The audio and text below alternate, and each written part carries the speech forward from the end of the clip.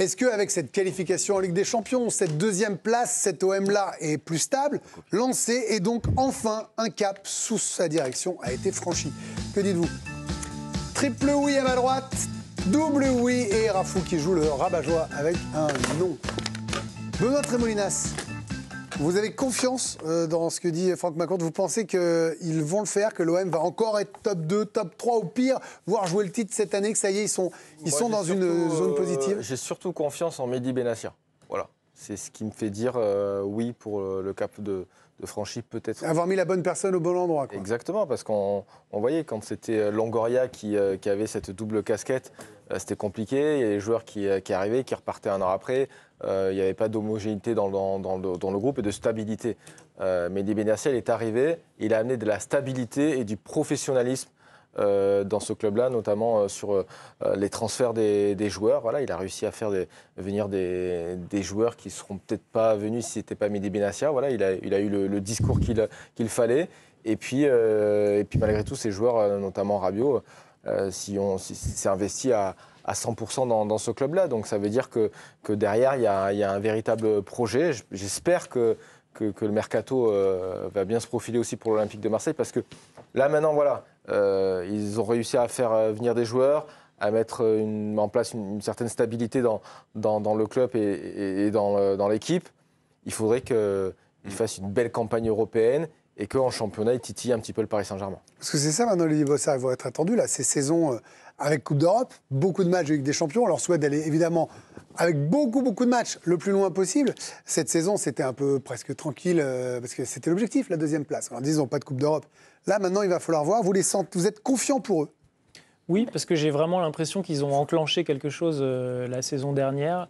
Je suis d'accord avec Ben, l'arrivée de Mehdi Benassia a fait beaucoup de bien. On le voit d'ailleurs, d'habitude, dès que le mercato commence, on a l'impression que le président Longoria part dans tous les sens et commence à ouvrir pas mal de pistes. Là, c'est assez calme, c'est assez réfléchi. Je pense que De Zerbi fait du bien aussi. J'ai l'impression que lui aussi va s'installer pendant un moment. Et puis, il faut se souvenir dans quel état... C'est vrai qu'on a eu peur, on s'est posé la question et en fait, pas de souci. Mais non, pas de souci. Et oui, je voulais finir en disant qu'il faut se rappeler où était l'OM au moment où Franck McCourt récupère ce club. Je me suis amusé à y retourner.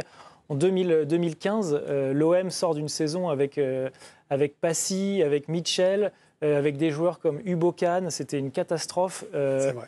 Et ils ne sont pas passés loin de la catastrophe, d'ailleurs, parce que je ne me souvenais plus, mais entre McCourt et l'autre dossier en face, c'était Gérard Lopez, d'ailleurs. Donc, finalement, Margarita Louis-Dreyfus choisit McCourt.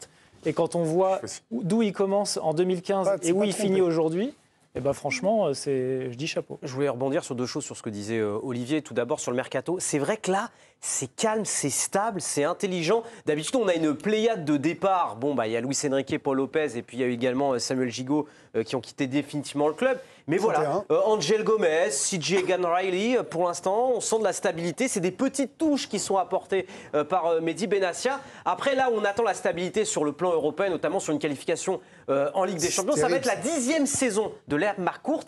Il n'y a eu que seulement sur les 9 saisons 2 qualifications directes en Ligue des Champions, 2019, 2020, 2021, 2022, et il a fallu passer par un tour de qualif lors de la saison 2022-2023. Il manque cette régularité-là de voir Marseille tous les ans en Ligue des Champions, et en 9 ans, ils n'ont pas réussi à le faire sous l'ère McCourt. Alors maintenant, il y a 4 places, Candice. C'est vrai qu'on attendait...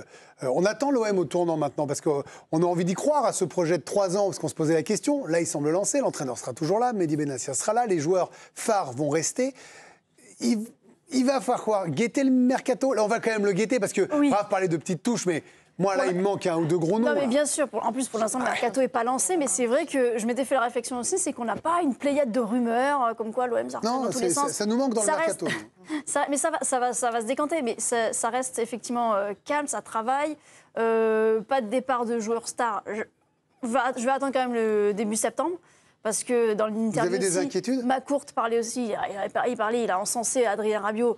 On ne sait pas, enfin voilà, il peut être effectivement courtisé, avoir une offre qui ne se refuse pas. Ça fait partie des joueurs à garder, ça c'est sûr. Et là, vous passez un cap. Si l'OM arrive à effectivement avoir le même trio, que ce soit Longoria, Benassia, De Zerbi dans un an, là, vous avez vraiment franchi un cap. Mais tout nous laisse penser à ce jour qu'effectivement, les voyants sont plutôt ouverts, qu'il y a de l'espoir, en tout cas dans ce qu'ils affichent, dans ce qu'ils disent. Et ce qui est marrant, c'est que peu importe, ils nous répètent, le club n'est pas à vendre. Mais ça fait des années qu'il nous dit et on ne le croit pas. À chaque fois qu'on nous dit... Parce que vous choisissez de ne pas le croire, mais en vrai, il n'y a pas de vente là. Non, mais ce que je veux dire, c'est qu'on ne le croit pas. Oui, non, mais il n'y a pas de vente, c'est sûr. Mais c'est vrai que la question, elle lui est posée à chaque interview, à chaque fois qu'on le voit, parce qu'on n'arrive pas à le croire. Pourquoi? Parce qu'ils rêvent de concurrencer le Paris Saint-Germain, sans doute, aujourd'hui, les Olympiens, en se disant qu'ils voudraient quelqu'un qui ne mette pas juste 500 millions, mais 500 milliards. J'exagère. Non, mais très bien. Mais en plus, j'ai adoré son discours. Il est là aussi pour parler avec les instances, voire effectivement pour développer et remettre sur pied surtout le foot français aussi. Et respectueux aussi, il a félicité le PSG, sans forcément dire voilà, maintenant on veut y aller. Mais il dit c'est presque une source d'inspiration. Ça vous plaît son Oui, parce qu'il ne dit pas trop. Souvent, souvenez-vous, alors on va revenir, mais le projet Dortmund, c'était des choses annoncées, alors que bâtissons, voilà, il faut y aller étape par étape. Et au final, un petit peu de discrétion, ça fait peut-être pas trop de mal dans un club, une ville où on sait que ça va. La saison a été très, très pénible aussi. Et on sait que la saison, elle sera animée la saison à venir. Mais s'il peut y avoir des moments un peu comme ça de calme, c'est pas plus mal. Et surtout, c'est sa marque de discrétion. À Franck McCourt, il est finalement très peu présent à Marseille. C'est rare de le voir au Vélodrome. Il prend très rarement la parole dans les médias. Donc forcément, quand il la prend, c'est réfléchi, c'est pensé et c'est qu'il a des messages à faire passer. Et le 1er juin 2024, alors que l'OM sort d'une saison décevante avec une 8e place en championnat, l'Américain est interrogé par le JDD. Ils se montrent très clairs sur la question de la vente de l'OM. Tu as raison, Candice, vous avez raison. À chaque fois qu'il fait une interview, il parle de la vente. La question de la vente de l'OM devient absurde. J'y réponds depuis 8 ans. J'aime l'OM, engagement total. Nous démarrons cet été un nouveau projet à long terme avec Pablo Longoria aux commandes. Donc ça, c'était l'année dernière. Et puis, une des rares fois où il s'est confié à l'équipe, c'était cet entretien accordé à Étienne Moiti en juillet 2021. Là encore, il affirmait qu'il n'était absolument pas vendeur et qu'il avait l'intention de rester très, très longtemps à l'Olympique de Marseille. Donc, très peu d'interviews pour Franck McCourt. Mais quand il en donne, c'est pour à chaque fois réaffirmer cette déclaration. L'OM n'est pas à vendre.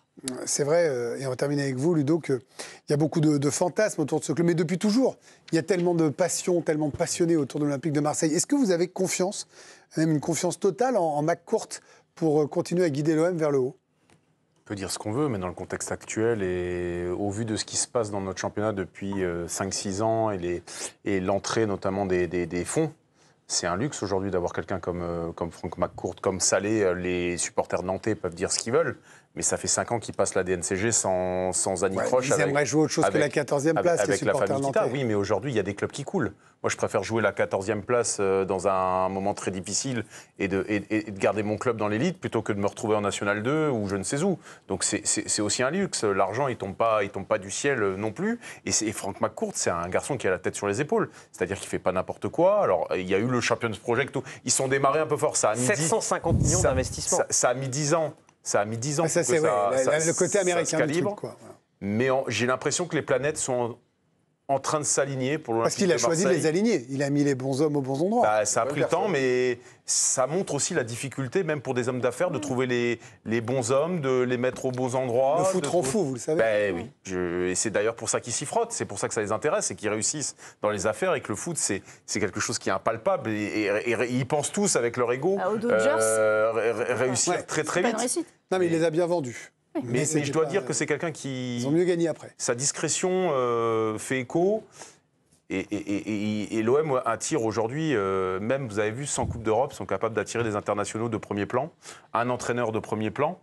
Donc je me dis que finalement, toutes les cases sont en train d'être cochées pour que l'OM rentre enfin dans une session de régularité au moins. Et c'est ce qu'ils veulent, tant mieux. C'est la Ligue des Champions, c'est un minimum pour l'Olympique de Marseille chaque année. Bon, on espère l'année prochaine qu'on aura une lutte pour le titre pour l'OM. Pourquoi pas, avec un beau parcours en Ligue des Champions.